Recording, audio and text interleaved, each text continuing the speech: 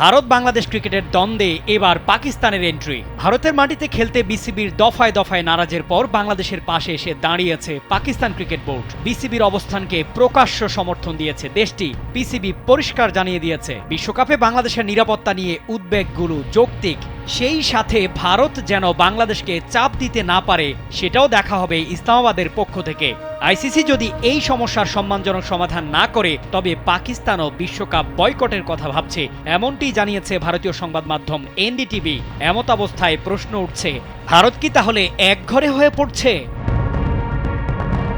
এদিকে বিসিবি সাফ জানিয়ে দিয়েছে, বর্তমান পরিস্থিতিতে ভারতে গিয়ে খেলোয়াড়দের নিরাপত্তা নিশ্চিত করা কঠিন, তাই ম্যাচগুলো শ্রীলঙ্কার মতো নিরপেক্ষ ভেন্যুতে নেওয়া হোক।